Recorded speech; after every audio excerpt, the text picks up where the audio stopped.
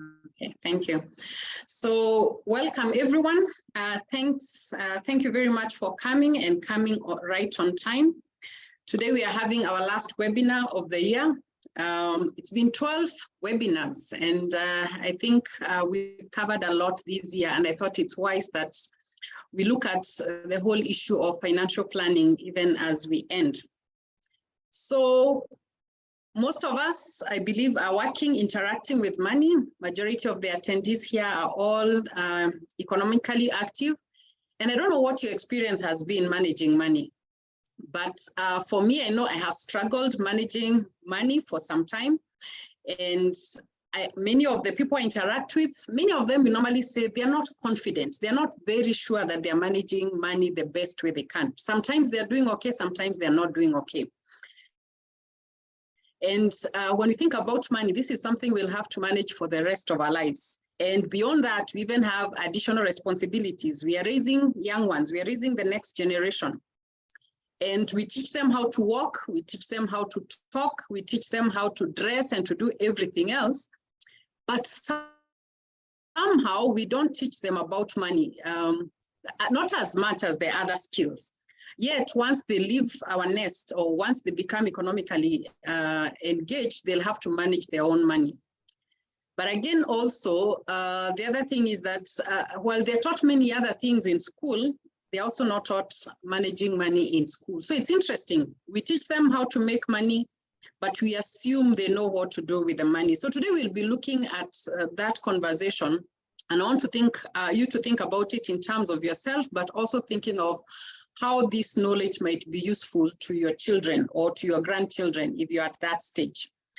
So money, let's talk a little bit about money. And the reason I want to talk about money, I want you to get to see my worldview, how I view money, and maybe challenge you to define how do you view money, because a worldview basically is how we view the world, how we view the right and the wrong in the world. So even today, there are many worldviews about money.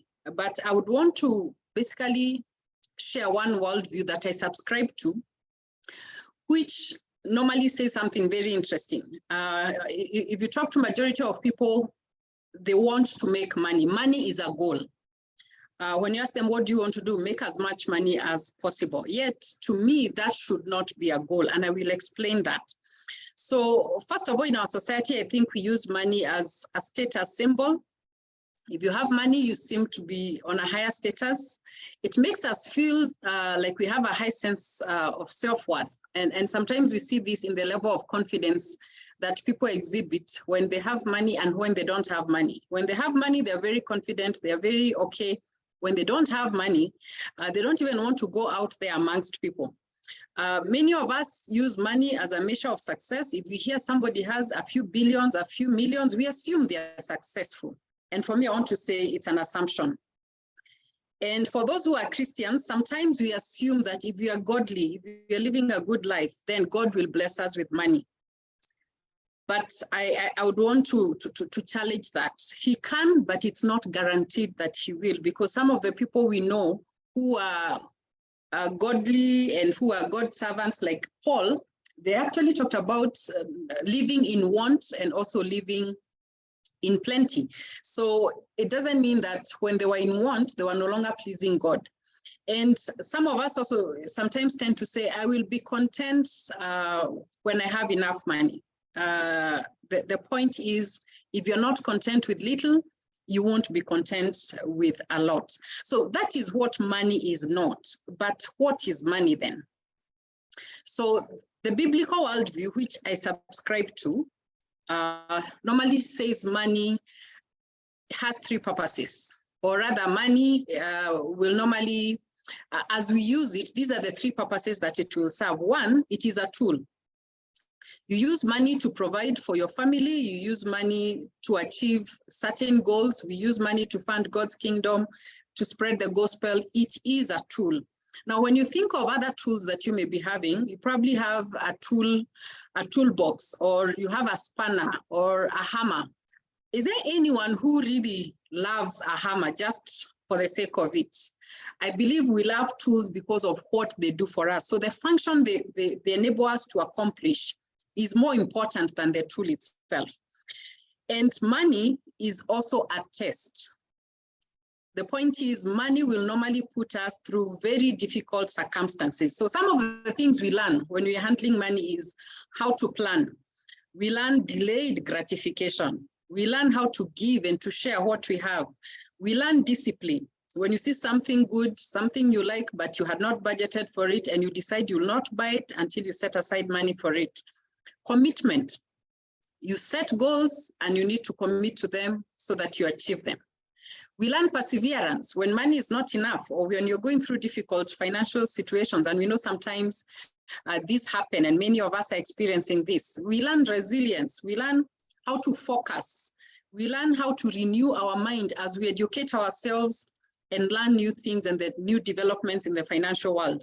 We learn gratitude. We learn how to take initiative. Money is basically a test.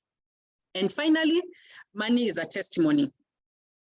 What this means is that whether you're conscious of it or not, how you spend your money communicates. So for example, amongst the people who are close to you, your family members, your friends, they can actually say something about you based on how they see you managing your money. So those are the three main uses of money. And if money is going to be a tool, then we must learn how to use this tool well.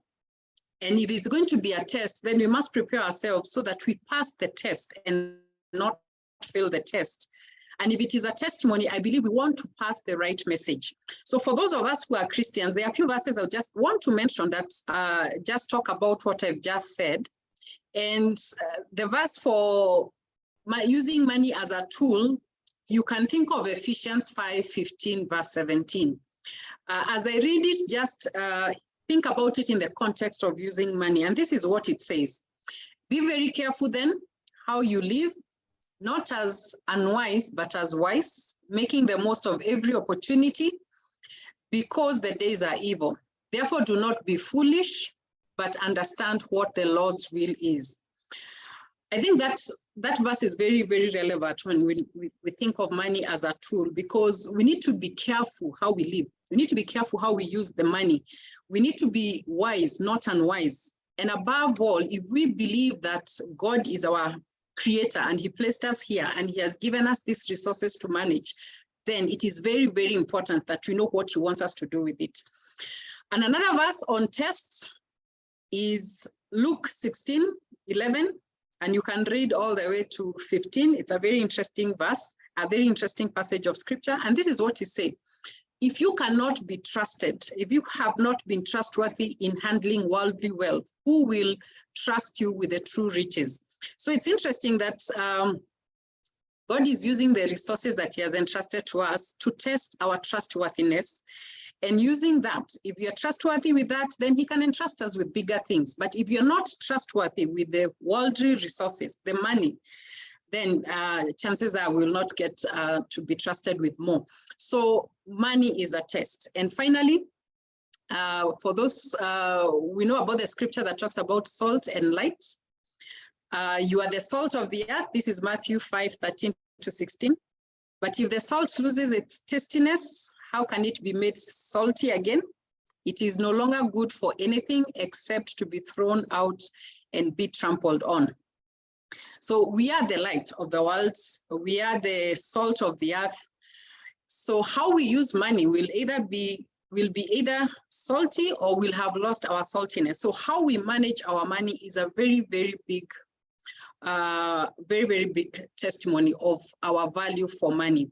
So it's important then that we equip ourselves with the necessary skills. And when we, like I mentioned before, when we don't get these skills, then chances are we will not pass the test.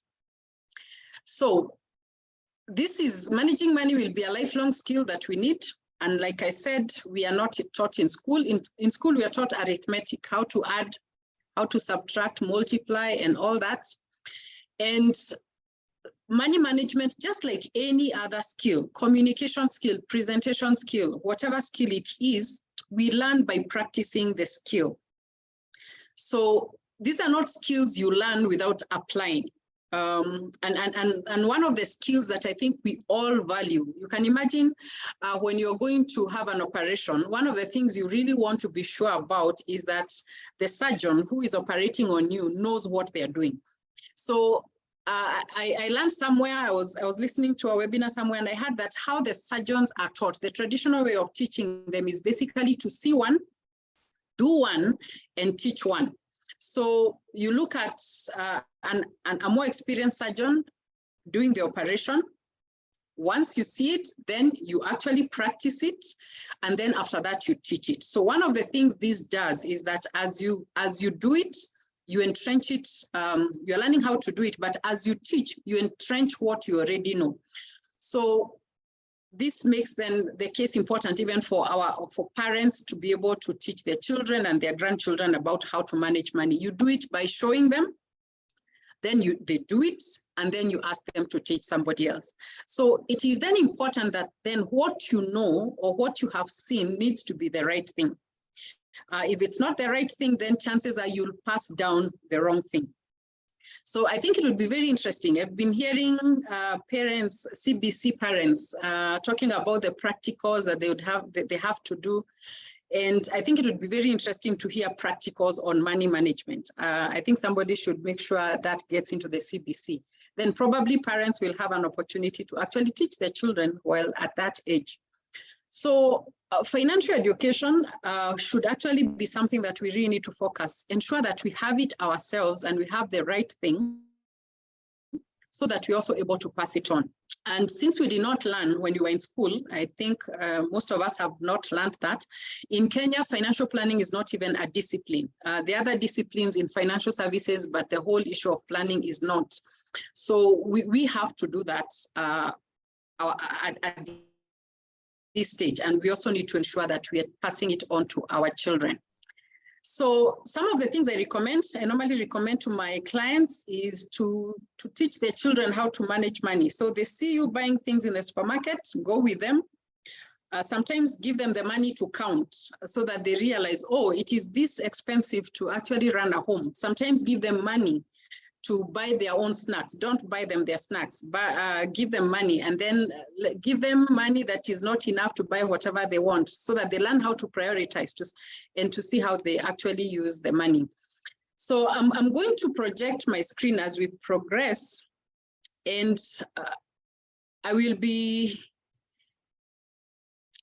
go straight now to answering the question of, do you need to hire a financial planner? What is the difference between a financial planner and a financial advisor? So first, like I have talked about money, we need to have the right attitude towards money. And there are various worldviews. I have just shared you my worldview, which is biblical, which says that money is a tool, money is a test, and money is a testimony. So what I do with it is actually accomplishing bigger things than just what I think it is. But in today's world, and even as majority of people manage money, most people tend to focus on return on investment. And that is an attitude that's informed by a certain worldview. So return on investment basically means you have this amount of money you'd want to invest, and you want to invest it where it will give you the biggest return. Now, that is one way of managing money. And there are many people who can help you with that. You just need to go to a fund manager and tell them, I have 1 million shillings, what do I do with it? They'll give you various options. But there's another way that is called return on life. And this is what I prescribe to. And return on life basically means using the financial resources that you have to actually have the best life possible. So that means that you could make investments, not necessarily to make the greatest return, but to ensure that the life that you want to live, you are able to fund it. We all know of people who struggle financially, yet they have a lot of assets, but they are not useful at that point when they need them. So that is return on investment. Their money is growing, but it's not helping them. But return on life is basically where you actually apply your money. And this will, later as we proceed with this presentation, you'll come to see how financial advisory and financial planning would make a difference in regards to these two attitudes. So I would want you to have in mind, how are you managing your money right now? And what really do you really want to know? And you see whether you need to make some adjustment. So we all know return on investment is basically putting your money somewhere, it will grow the most, but return on life is basically defining what kind of life you want to have. So our lives can be classified in very, very many areas. It's not just financial. We have family, emotional, intellectual, physical, environmental, spiritual, social, career, fun, impact, and many, many others. So basically, when you start by planning and saying, this is the life I want, you say, how do you want to relate with family members? That could be your immediate family, that is your nuclear family, or your extended family. Emotionally, how do you want to live? What kind of emotional support do you want to have? Do you want to give? What is going to be your attitude? And all those other factors that normally affect your emotional well-being, which includes relationships. Intellectual, do you want to remain intellectually stimulated? So for example, do you want to continue doing learning and development? Or did you say goodbye to learning once you did your last certification? What kind of life do you want? Do you always want to be operating from check to check, barely making it? Or do you want to have surplus? Do you want to manage your finances without stress? What net worth are you looking at? What kind of assets are you looking at? So you define each aspect of life, and then from there, then you go and look at, okay, fine, this is the life I want. How do I fund this life? That's the difference between return on life and return on investment. So return on investment just focuses, am I making the greatest gain I can? But return on life looks at, am I living the life that I have defined that I want to live? Now, these two are images of what sometimes one of the professionals can do. So let me start with a financial planner. A financial planner will normally focus on the big picture, as I have described it in the previous slide, that is return on life. So they're looking at your life in a holistic perspective. So they're looking at what kind of life exactly do you want to live? And then their role is to coordinate and ensure that however you're investing your money or how you're applying your money, then it is enabling you to have the quality of life that you want. So it is more of a return on life kind of practitioner. When it comes to licensing and who is authorized to do this, we'll talk about it. But currently in many markets, even in the developed world, there are no specific license requirements for financial planners. So a financial planner looks at the big picture, return on life, but a financial advisor will in most cases focus on enabling you to build wealth. So you want to grow your money, then they'll help you to do that. So they normally look at your investment goals. What do you want to invest in? What portfolios do you want to have? That is, what asset classifications do you want to invest in? And basically their main goal is to help you build and maintain that wealth. So they tend to be more of playing an implementing role, whereby they're looking at, okay, fine, you have this money, you want to buy insurance. They help you buy insurance, or you want to buy a bond, or you want to invest in shares. That is what they do. And so in most cases, they'll help you maximize your return on investment. Now, when it comes to financial advisors, there are a lot of requirements. There are legal requirements for licensing, as we'll see. So let me focus a little bit on financial planning. So a financial planner will normally help you with budgeting, spending, saving, investment strategies. They'll help you get out of debt, tax planning, insurance planning, retirement planning, and also how you will transfer your wealth from yourself to the next generation. Now, I don't know from your current interactions, whether you have somebody who enables you to do all this. Or for example, when you have 100,000 shillings and you want to invest, do you go to a financial planner or a financial advisor? So a financial advisor will basically just need information on, you want to buy insurance, and they'll help you do that. But a financial planner will require a lot of information. So for them to enable you to budget and to do all these things. So that is the main difference. So I want to believe that majority of us have interacted with financial advisors. Some people are not even comfortable to work with a financial planner in the sense that there's so much disclosures. There's a lot of information these people want to get from you, but this is basically what a financial planner does. So their work is very, very detailed, and they actually deal with end-to-end processes of financial planning. Now, when it comes to certifications, and especially when it comes to financial advisors, like I said, they mainly deal with different things. So for example, we have investment advisors. These are people you'll go with money and you'll ask them, what can you do with the money? And they will advise you. Most of these people will tend to do what we call certified financial, their certification is called certified financial analysts. Now, most fund managers will have CFAs. We call them CFAs. I think if you listened to the webinars I held this year, we hosted one, Rafael Muito, who is a certified financial analyst and focuses more on real estate. So as a financial analyst, they learn how the investment world works. They know how to do analysis to see which shares should you invest in, what kind of property should you invest in. They basically know the science behind it. They can do the analysis, the financials, and all that.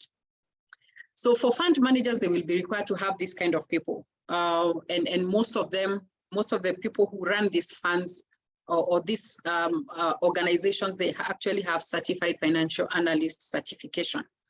When it comes to insurance, all forms of insurance, whether life insurance or general insurance, we normally have insurance agents or insurance advisors, and the basic requirement is a COP. So for someone to say they are an agent, they require a certificate of proficiency. There are normally 3 papers, you do 2 to specialize either in life or in general insurance. And this is a certification many people can actually get. It's not easy, but it's the requirements are not that hard. But you can also become an insurance advisor if you have done a diploma in insurance offered by the Insurance Institute of Kenya, or if you have done BCom and specialized in insurance. That automatically give you leeway to go and get a license.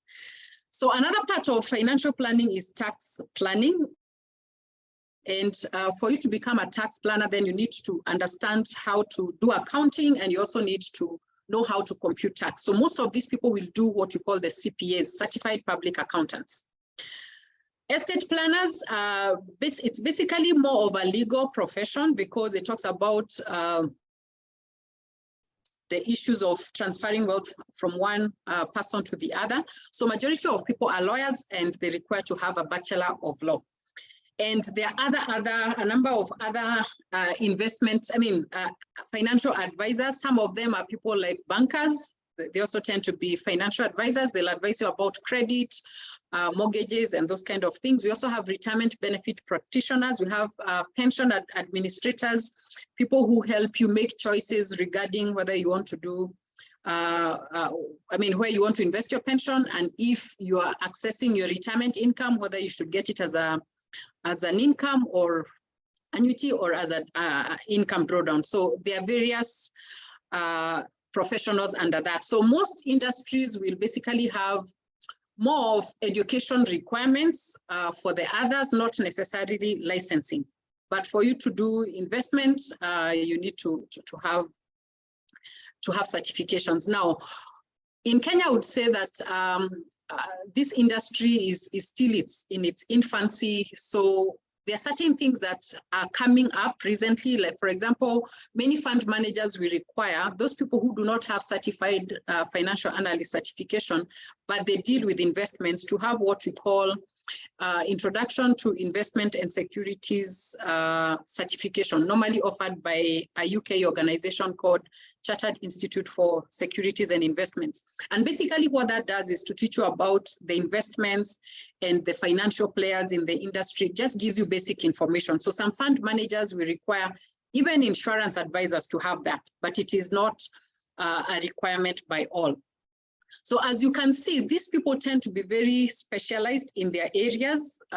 You might have an investment advisor who understands insurance, but might not want to do that because they are not handling it on a day-to-day basis. You could have most tax advisors and planners are very, very specialized, and all the other professions might not feel confident to actually advise you on that. So that is an advisor specialized in their own area. When it comes to a financial planner, I want to borrow this from this Certified Financial Planning Board. This is an American organization, and we would call them the ones who started this whole profession. Certified Financial Planner or financial planning as a discipline started in America not a very long time ago. The first major thing that happened that was sort of like the beginning of this profession happened in 1969. So the body that normally certifies individuals who work in the planning industry is called the Certified Financial Planning Board in America. So when you want to become a CFP, that's what they are called, you need to study these areas of knowledge domains. So you need to understand the professional conduct and regulation. So you need to know how the laws apply in that particular jurisdiction. You need to know all the organizations that deal with financial services, that is from central bank to insurance to retirement benefits, to organizations that help people deal with conflict and resolution. There are very, very many organizations. So there's that part that they need to learn.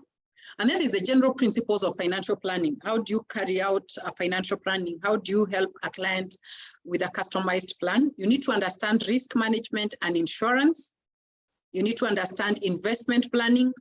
You need to understand tax planning, retirement benefits and income planning, estate planning, and also the psychology of financial planning.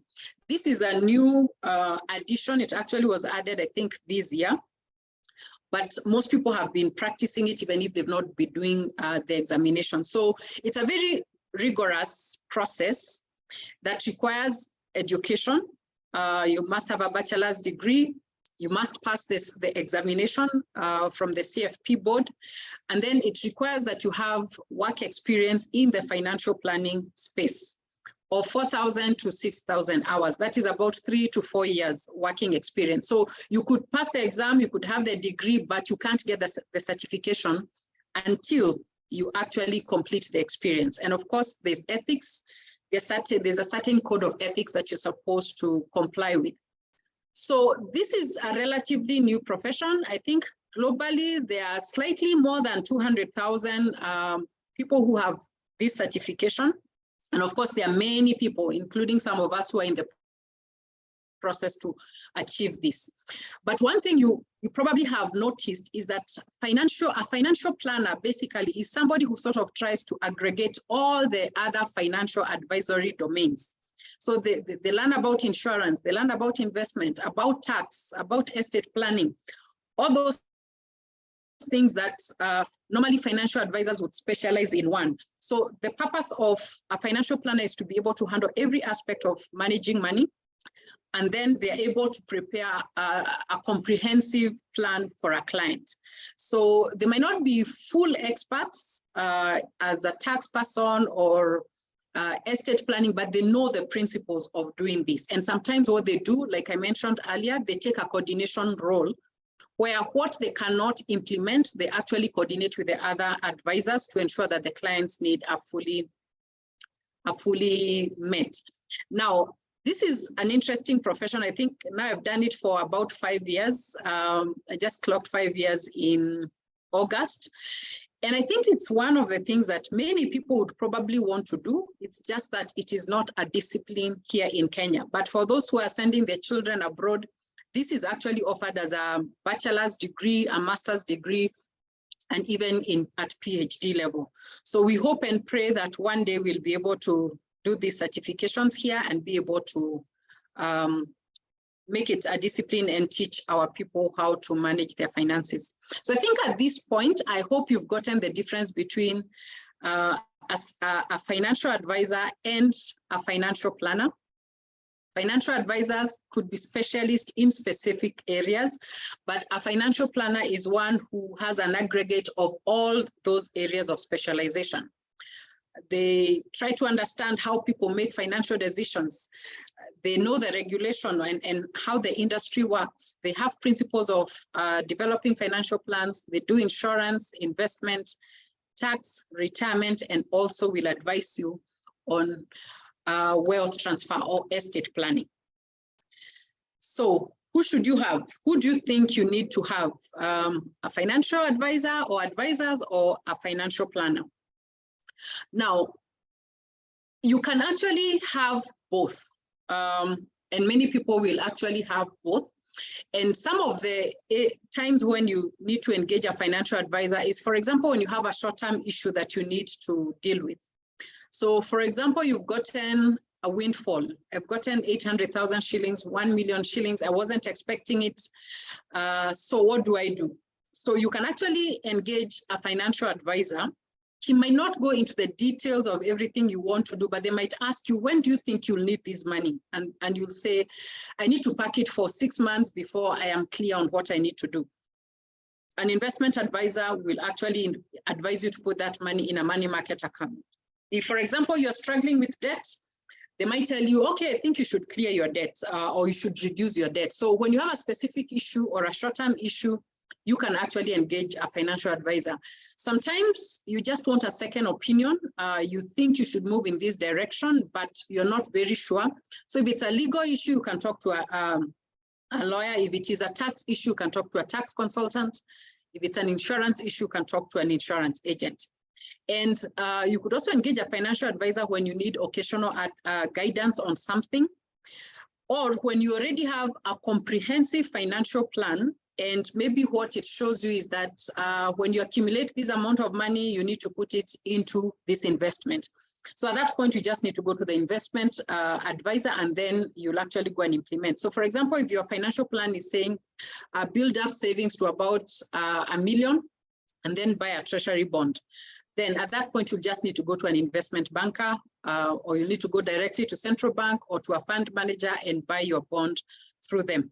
So a financial advisor can help you with the short-term issues, specific issues that just require you to gain confidence to be able to proceed with what you need to do. Now, when do you need to engage a financial planner? You need one when you want to make a long-term financial plan. So you want to look at, okay, these are the things that I need to achieve, but I am not sure about what I need to. When you start talking about in the next 10 years, I want to do this, or in the next 15 years, I want to have achieved this. If you're not clear, then you can actually engage a financial planner who will help you with a holistic plan. And it will not just be an issue of specific things that you want to do. A financial planner will seek to find out what you want. What are your overall goals? What do you want to do with your life? What kind of life do you want to live? And then from there, they will be able to help you create that long-term plan, which now you can implement over time. So one of the other things that they will do is to help you gain a comprehensive understanding of finances and how they work. So a financial planner will tend to teach you a lot of things. You'll almost feel like sometimes you're in a class, depending, of course, on your level of understanding of financial services. So if you're not very conversant, they'll take the time to teach you. For example, if you've never invested in a bond, they'll tell you how a bond works, and they'll show you the process of actually investing in one. So when you need that general and comprehensive understanding, seek a financial planner as opposed to a financial advisor. When you're going through major transitions and probably you're changing jobs or you've lost a job, you're retiring or you're getting married, or starting a family, or even maybe you're going through separation and divorce. And these are points in our lives when we feel like we want to re-strategize our life. I mean, we want to look at things afresh. We want to see, okay, things probably the way they've been working, definitely they'll not work in future. So it is a good point when you're going through a major transition or when you're anticipating a major transition, then you'll be able to do that. Sometimes you're struggling with debt. and you're wondering, how do I get out of this? It is a good time to see a financial planner, because they'll try to look at everything that you have and look at the best ways of strategizing that.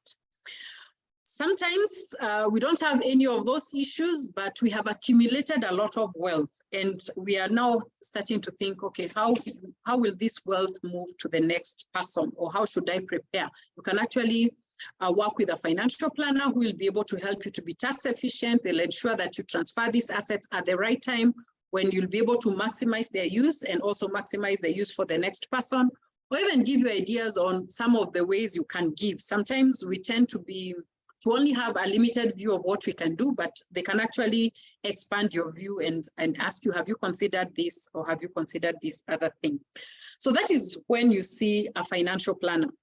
So depending on where you are, you can actually engage a financial planner or a financial advisor. Now, how do you choose a financial planner? Let's say you've decided you need to choose a financial planner or even a financial advisor. In my book, Retirement Planning, I dedicated one chapter to actually talk about how to choose a financial planner, but even also a financial institution when you want to make investments. So I would encourage you, if you don't have this book, if you've not read this book, it would be a good place to start. It will give you more details than we can share in this webinar. So one of the things you need to understand is the relationship or the services this person will be offering you. So is he going to give you financial advisory services on a very specific thing, or is it going to be a financial planning which is comprehensive, or will it be advisory but on various areas? So for example, if you visit a fund manager or a financial services company, let me just mention a few who have like a comprehensive array of products. For example, if you went to a company like Britam, you went to ICA Lion, you went to CIC, they'll basically have a lot of these products. They'll have insurance products, they will have retirement products, they will have life insurances, they'll have investment. They are all under their group of companies. So if you go there, they might be able to give you several of these services, but not necessarily all the services. So it's very, very important that you find out, what services will I get from them? And is that what you want? Then it's good to find out their certification. I mean, what have they done? What knowledge do they have to share with you? So ask them, what are your qualifications? So they'll tell you whether they have an insurance license to practice, or whether they are fund managers, investment advisors. They will tell you that, and that will give you an idea of whether they are qualified to give you advice on what you need. And then find out how they'll take you through whatever advice you need. Do they have a defined process? How will you know that you have gone through all the steps or everything that you need? It's important to know how they go about that, so that you don't miss out on key issues. A good financial planner will have a clear process that almost works like a checklist. They'll ensure that they have tackled all the most important things. Compensation, it's important to find out, how are you paying for their services? Are they charging you a fee, or will they be paid by, I mean, if, for example, they're financial advisors, most of them will be paid a fee, or you'll pay a management fee to that person, or to, when they get you financial products, they will be paid by the fund managers. It's important to know, how are they compensated? And even if they are all those things, it's important to find out whether they are a good fit. These services, they require that you have that chemistry. Do you agree with what their worldview is? Do you agree with their values? So it's important to interview them and ask them, what do you believe in? What is your worldview? From what basis are you providing this advisory? And then see whether that fits with you. So that if they're not a good fit, then you keep shopping around until you get the right person. It's also important to find out, what are their limitations. Many people will not be able to do the whole array of services. So, for example, a financial planner might say, okay, I can help you create a financial plan, and there are these other services that I may be able to help you with. But if you want to go into property, I may not be able to help you develop your land, or I may not even be able to help you identify a property. I would need to send you to a real estate agent, or I would not be able to help you with insurance products. So it's important that you know what their limitations are And where possible, hopefully they can recommend other service providers who can supplement what they need. So it's very, very important that you go through this checklist, because I think in our industry, some of the advisors don't have very good reputation. Many people don't feel like they got the right service, or they feel like they were duped into doing something that they really didn't want to do. So probably there was misrepresentation, or they just didn't get clear information. Actually, one of the interesting things I find with my planning clients is that some of them will come and we're discussing what assets they have, and some of them will have insurance products, and I'll just ask them about, okay, what does this insurance cover? And they'll say, I don't know. And that is probably a response I get from about 50% of my clients. They can't clearly articulate the benefits they have in an insurance product. So either they knew they needed insurance and they didn't go into details, they just signed up, or whatever was communicated to them, they were not able to understand, but they still went ahead and took this product. So it's important to actually get to know these factors. So what are the benefits of engaging a financial planner? When you engage a financial planner, you should be able to have at least these benefits. These are common benefits that people get. One, you'll get a comprehensive plan. So this plan will not just be about a certain investment, it should be about your life. In financial planning, we actually say what to do is we plan life. So we'll ask, what do you want in life? And then we look at ways of funding that life. So it is very comprehensive. You'll have to be comfortable sharing information about your dependents, your family, people you owe money, I mean, transitions that you're expecting to come, or maybe things that you've already gone through. So it's a very comprehensive plan, which should include retirement planning. Retirement planning is regardless of what stage you are in, even if you, for example, you've just gotten your first job, a comprehensive financial plan should include retirement planning. It will give you investment strategies. You'll know where you need to invest, what is the next thing that you need to do, and what you're working towards, and the kind of products that you need to invest in. That needs to be very, very clear. You also need to be able to be in a position where you are ready for the unexpected. Now, being ready for the unexpected depends, of course, a lot on you, but the financial plan will show you how you need to prepare for emergencies. So they'll help you see how much should you put for emergencies and where should you put it. And this will vary from person to person, because the kind of emergencies you're likely to face are different from the next person. The other thing you'll have is emotional support. Now, maybe when people hear emotional support, they're like, okay, this is getting murky. What does this mean? Sometimes as you implement your plan, it can get quite difficult. It can get hard, or life generally can change and it gets hard. And you might start second guessing yourself. Must I put this money aside? The emotional support comes in the sense that your financial planner should be able to challenge you and to remind you where you actually set certain goals. So when you need encouragement, or when you're not sure, when something has happened and you don't feel like you can handle the situation, your financial planner should be able to help you be grounded, to remain grounded. And if you need actually to revise your plan, because sometimes you need to change a few things, they'll also be able to provide that support. Accountability partners. Sometimes you need someone to know that somebody is expecting a response from you to be able to do something. And this affects most of us. If we know that I have a report to make to someone, then chances are you will do it. So a financial planner, you normally have regular engagements, and they'll ask you maybe at review, or maybe the next time you're meeting, there's something you're supposed to do. They'll ask you, okay, how are we doing about this? For some, that is all they need to actually do what they need to do. And of course, your financial planner should continue to give you continued education, because things are constantly changing. Regulation is changing, affecting investment products. New things are coming up, so they should be able to give you that. So even as you're doing your checklist, finding out whether you should have the kind of financial planner you should engage, then you should ensure that continuous education is one of the things that you should do. So I guess that probably takes you to, you're wondering, so you as Rose, are you a financial planner or are you a financial advisor? I actually run 2 organizations. I have Next Move Consulting, which is basically the financial planning arm. And I have Retirement Solutions Insurance Agency, which is actually more of a financial advisor. So in Next Move Consulting, I do financial planning. I work with clients, individuals, and families to come up with comprehensive financial plans, which include retirement planning. So, and I do that through a 6-session process, where the first one is to get to understand how you make money decisions. I just want to know you and how you've managed money in the past and what drives those decisions. We analyze your financial position, the current financial position, and then we set goals.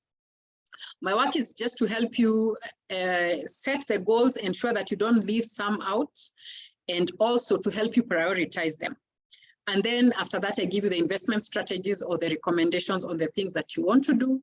And I also help you come up with a decision-making framework. So financial decisions will be something you'll do for the rest of your life.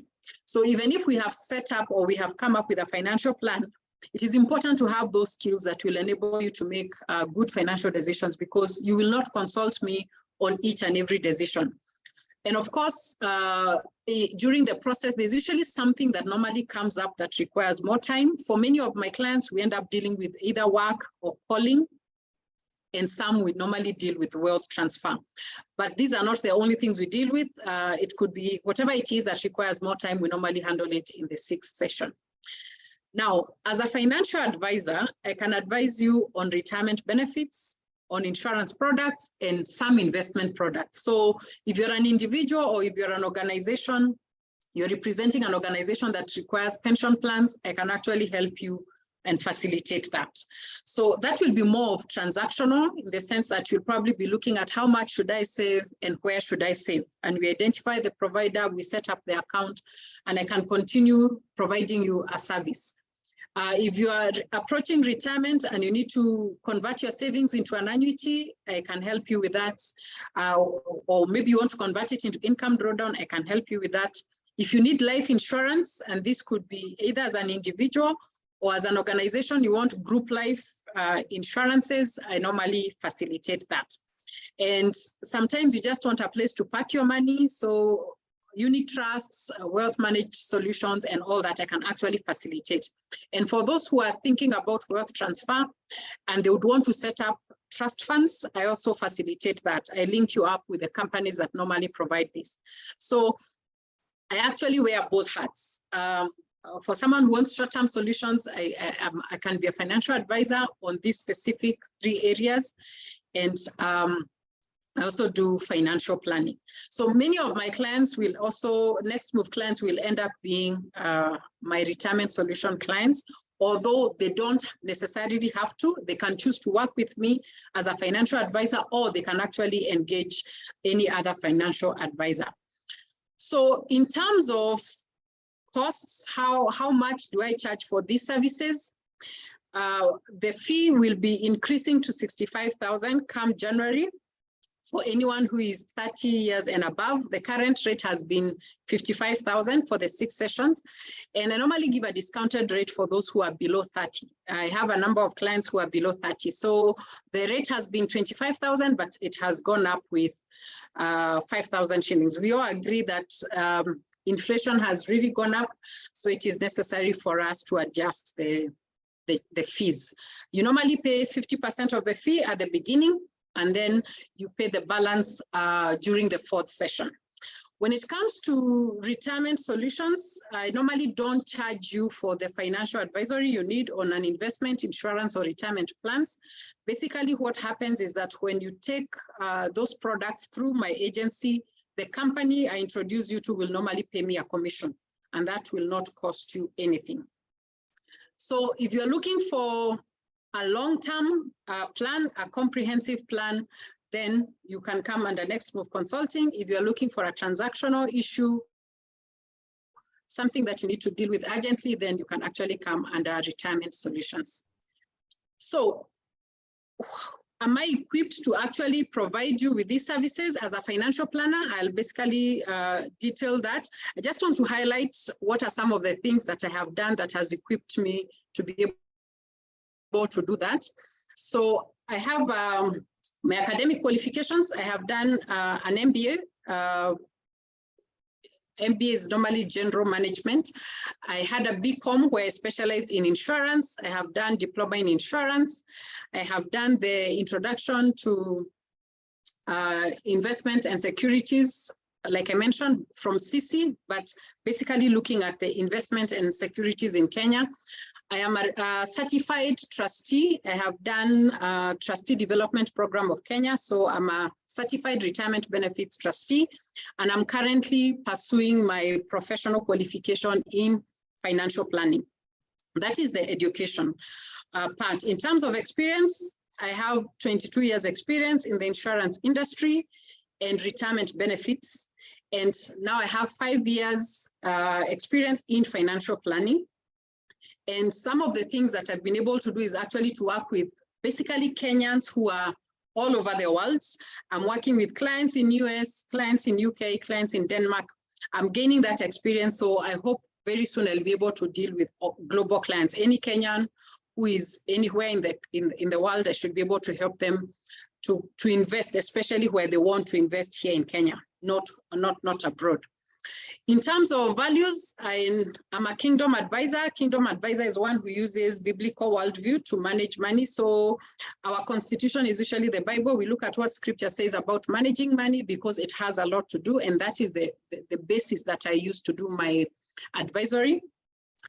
I like having lasting relationships with my clients. So once we do the financial planning, I hope to continue working with you for as long as you can. I remain accessible to brainstorm or to, confirm maybe you're making certain decisions. We continue with annual reviews. You can introduce me to your children, and I hope that I'll be able to work with your generation and the next generation. And when I'm providing especially financial advisory, I put your interest at first. So for example, you need certain financial products. I'll normally provide you what the market has to offer, and then I encourage you to make the choice. I don't like making choices for my clients. So I have vetted certain companies that I would want to work with because there are so many organizations providing the financial services and we can't work with all of them. I've picked the best, the ones that I believe are best, and I keep reviewing that list. So you get to choose the company you want to work with as opposed to me directing you to the company you work with. Of course, once you pick the company, I'll tell you the pros and cons, and then you'll make the decision. And the other thing is professionalism. I work from a professional standpoint, and I actually engage with other professionals who supplement the services I offer. For example, I can take you through the principles of wealth transfer, but I'll not be able to help you prepare a trust fund or a will or any of those things. So I have lawyers who can actually help you with that. So I ensure that in areas that I am limited, I have people that I can recommend you to go to them, but you can also choose to work with other professionals that you know.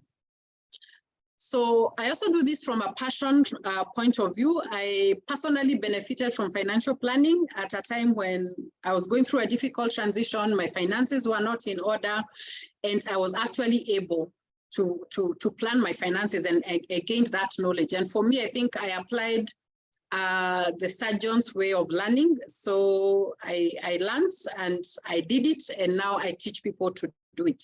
And the more you teach other people, and the more you work with other people, the more you learn, because even your clients, you learn a lot from their clients. So I have my own personal experience with financial planning, and I have also seen it with my clients, and I've seen very many positive outcomes. I have very many interesting stories I could share. And the other thing I'm passionate about is helping people get to know what their purpose is, because if we don't learn how to manage finances, what will happen is that our lives will just be about looking for money, and will not end up doing what God created us to do. He didn't create us here just to pay bills, raise children. I believe he has a specific thing that each one of us is supposed to do. So by taking care of your finances, helping you manage your finances, then we make finances are an issue, and now you can actually focus on what that you're created to do. And I'm also very passionate about financial education. I like sharing knowledge. I like learning. And this is one of the forums that I normally use, but I'm normally invited in various organizations, churches to speak about finances. So based on this, I believe that I have many of the things that you would probably be looking at, and I would encourage you to actually try me. So the kind of clients I've had, you might probably want to know, why do they come to me, or who seek my services?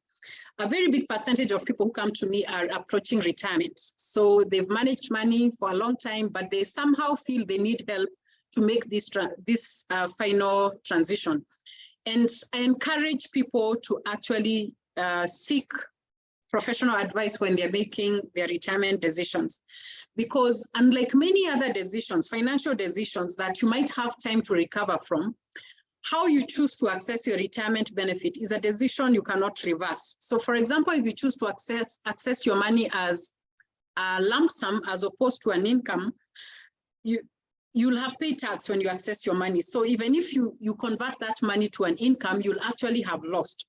Or if you choose to access your money as an income as opposed to a lump sum, you can't go and undo that. So it is important that you engage. So many of them, maybe half of my clients will normally come when they're approaching or planning for retirement. Another category of people will be people who are struggling with debt, or they are about to take a significant amount of debt and they want to know whether this is the right decision or what is the right amount of debt that I should take. And many of them will come for that reason. Some people probably are looking for better outcomes. They've been managing their money. They want confirmation they're on the right track, or their income is increasing. They're changing jobs. They've gotten a promotion. Now they have more disposable income and they're not clear on how to invest their money. Some people, it's basically, they feel like the kind of investments they are making are no longer serving them, and they would want to do a comprehensive plan so that the investments serve their purposes. But the other group that come is people going through changes in their marital status. Either people are getting married or preparing to get married, or going through separation and divorce. And that means they've been in a two-income family. Now they have to adjust and live within one income. But also, unfortunately, for some who've lost their spouses and they're in that stage where they feel they need to get a better grasp of their finances and to plan for the next season, some of my clients will normally come because of that reason. If you don't find your reason here, it doesn't mean you don't come. I mean, we accommodate everyone, even those who are not going through major transition, they just want to do their financial planning. So what are some of the outcomes that I have seen with my clients? Many of them are able to actually think through life. In most cases, when they were managing money, they were probably focusing a lot on just investments. But now they look at life as, do I want to go back to school? Are there things that I want to learn? Are there charitable organizations I would want to support? Or do I want to make a bigger contribution to my church or where I worship? So we look at living a balanced life. Some people tend to focus more on work and they leave out the social or the spiritual. We try to bring balance to that. And in most cases, bringing balance to that means allocating resources to the areas that were lagging behind. People have been able to build emergency funds. People have been able to get out of debt. A significant number of my clients normally operate debt-free. Many people experience, they see their assets grow year on year at a very significant rate, and many are able to diversify their investments and their incomes so that they're not over-relying on one investment or income. And the one that I think majority will normally say is that they gain clarity and confidence in what to do. They probably were not sure, but now they know that this is the right thing to do and they're able to actually go and do that. And many people prepare in advance for future transitions because we have a way of anticipating what will come, and we prepare for all transitions. And hopefully we pray that some don't happen, but should they happen, you have that confidence that you will be able to go through. So that is what I had for today. I hope now you know who a financial planner is, who a financial advisor is. I hope I've answered the question whether you should engage a financial planner or you should engage a financial advisor. And I've also shown you how to select one, how to identify one, and also what to look for. So at this point, I think I would be happy to take any questions if they are there. I'll stop sharing my screen.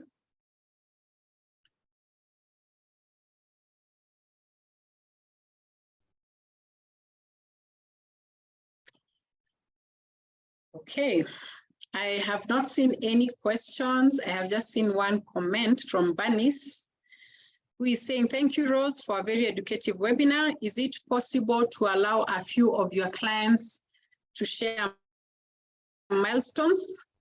Okay, I don't know if there are any of my clients who are here. If you're one of my clients and you're here and you'd want to say something, probably you can. I would not want to force one, but anyone who would like to share, maybe one or two, it would be good to let Bernice know.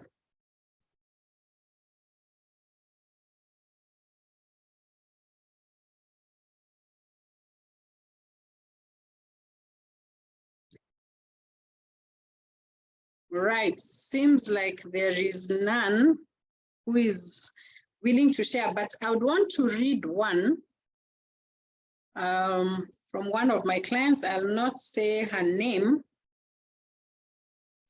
I'm trying to get it. I had done a screenshot. She told me it is okay to read, but not to say her name. So I will just read it as it is. If you're here, I believe I have your permission. So this is, she sent me this 1 year after she first heard me from a webinar. And this is what she said. This day last year is the day I saw a post about a webinar on retirement planning. The webinar was informative and eye-opener and gave me a thirst to know more about retirement from a Kenyan perspective. Purchasing the book, she's referring to retirement planning book, was the next step. The book helped answer many questions, and then taking a leap of faith, I sent a message to Rose, who got me on this journey to prepare for retirement. I no longer dread retirement. In fact, I now look forward to retirement. I'll not read the rest because the rest are very specific details about the savings she has made and all that. But maybe the point I would want to comment here is she used to dread retirement, but she no longer dreads retirement. So I hope, Bernice, that will help you. I also have a few testimonials on my Next Move website. If you go to the website, you'll be able to see some of the testimonials that I have put there. But I don't want to block anyone. If anyone wants to say something, they are free to do that. I think I'll read one more comment from Lucy Mogeni. She's saying, thank you, Rose. Is the payment made on the first day of consultation?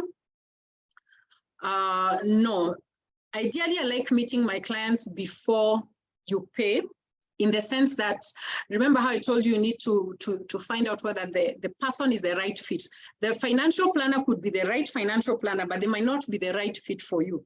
So I encourage my clients, we meet the first time and we get to know what they're looking for and they get to learn what I have to offer.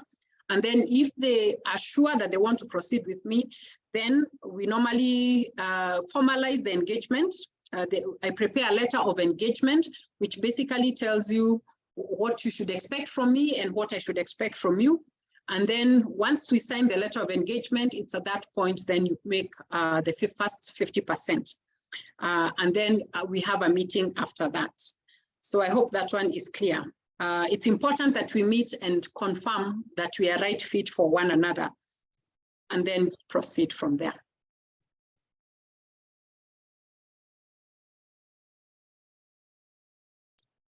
Okay, I think many of my clients are very comfortable in the chat. I can see them now putting the testimonials there. I have Dave saying, I have been a huge beneficiary of Rose's services ever since she was beginning. Such a blessing in opening one's perspective while living wisely to the glory of God. So that is one of my very young clients. I think when he signed up, I don't think he was 24 yet. Then we have Martha, who's saying, I would encourage all to become clients, so much to benefit from consulting. Martha is one of my clients who came for retirement planning. Then there is Sami Thiga. He's saying, I'm one of those beneficiaries. We set goals with her. Advice, we were able to meet them. And we are now due for a review to see what's next. Yes, Sam and Tweedley, I'm looking forward to our review meeting. So Kennedy is saying the book Retirement Planning is very informative. Evans says he'll share, he'll recommend this to someone. Yeah, so I would say if you know someone who would benefit, you can share with them this webinar when you share the recording. If you are wondering whether you should do this or not, I would encourage you to take a step forward. Come, let's have a meeting and evaluate whether it's the right thing for you. As I said, the first meeting, I don't charge for it. We just explore to see whether you're the right person. So as I prepare to close this, I'll read the final comment from Victor Edwards. Thanks for the informative. Do you think there's a need for a second book on retirement, or does the current one cover everything on retirement planning? I would say I'm hoping to do another edition sometime in future. There's a lot that keeps changing, especially in the retirement benefit space. The first book, I focused a lot on finances, but I also handled the social and the psychological aspect. But I believe this is an evolving space. So you can read that and you can read other books, and one day we'll actually hope to revise that book. And finally, Nova Waithaka has also written, he has said, I too have gone through the planning and benefited immensely from it and managing my finances. So to all my clients, thank you for choosing to work with me. To all prospective clients, you're welcome. And to everyone, I would say that it is important to actually work with professionals. So whether that is going to be me or somebody else, I would encourage you to actually work with a professional. When you're unwell, you seek a doctor, not a friend. When you have a legal challenge, you actually go look for a lawyer. Now, when it comes to finances, like I said, it's a lifelong skill that we need. And the most important thing is that we just don't need it for ourselves, but we need to make sure that we have the right skills so that as we pass it on to the next generation, we are passing the right thing. So we have a heavy responsibility, and it is important then that we do that. So thank you very much, and especially for those who've been with us the whole year. There's some people who attend these webinars every year. I'm very grateful for that, because it's because of you that I keep doing this. I said, as long as I have an audience, even if it's one, I will still run the webinars. So it's been a joy to have you, and I look forward to hosting you in the coming year. So if there's no more question, I would want to wish you a Merry Christmas and a very, very blessed 2023. We hope it will be a better year in all aspects, and we trust God that He'll take us through to next year. So maybe to close, I would want to request someone to pray for us. Evelyn, are you there? Would you be able to pray for us, Evelyn Onamu?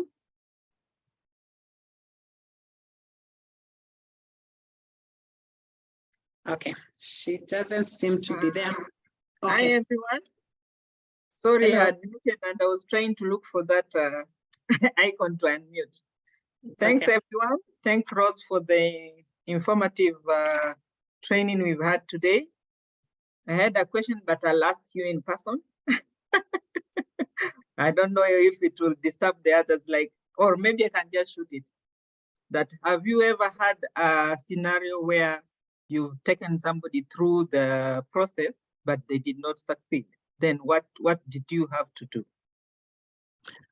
Yes, that's a very, very good question. I have a few people I took through the process, and either they did not succeed or I don't know how they are doing. So some of those people are clients I offered free services. So it's either two reasons, because as I was developing my process for financial planning, I needed clients to test with to ensure that my process is effective. So I needed clients, whether they were willing to pay or not. So there are few that I encouraged to take the process. And I think, I tend to think is because it was mainly not a decision they had made, and they did not implement everything. So a few of them, maybe I worked with about 4. 2 of them, I interacted with them, and I still interact with them, and I know they didn't follow through, especially on the recommendations. So what I normally see with most clients, and that also includes me, most people will struggle with mainly 1 or 2 areas, because remember, these are many, many areas. We've talked of estate planning, we've talked of wealth transfer, all these aspects. So of course, there's some model clients. I have some model clients. We set the plan, they follow it to the letter, and they come and tell me I followed everything to the letter. But I have many, many clients who are doing maybe 80% of it. And when we identify what they are struggling with, then that is what we need to address in the subsequent meeting. So yes, I actually expect people to struggle with some of the things. And as they grow in this space, they actually become better at them. Now, of course, this is, I mean, all I do is to help you develop your plan and support you as you implement it. So if somebody chooses not to do it, then there is nothing much I can do about it. I just encourage them to keep working on it. So many of them will come and tell me where they are struggling, but those 4, I think 2 are doing a little bit okay, I would say 50%, but there are 2 who really didn't move much. And so for those ones, we still talk, but what they need to do now is to come and actually pay. So that's one of the reasons I normally say it's important to charge for these services, because by the time somebody is willing to pay, it means that they really need this service. And most people will not put in the effort where it costs them nothing. And I hope I've answered your question. Yes, and again, they become serious. True. Thank you. So if nothing more, then we can pray and close. Okay. Heavenly Father, we thank you for this webinar we've had today. Thank you for the training we've had from Rose. Give her more wisdom, give us wisdom also, so that we can follow up to what she has taught us. As we retire, bless us and bless the night. Thank you, Lord. Bless our country. Thank you, Lord, for everything. Amen. Amen. Thank you very much. We will share the recording, and have a Merry Christmas and Happy New Year. Same to you.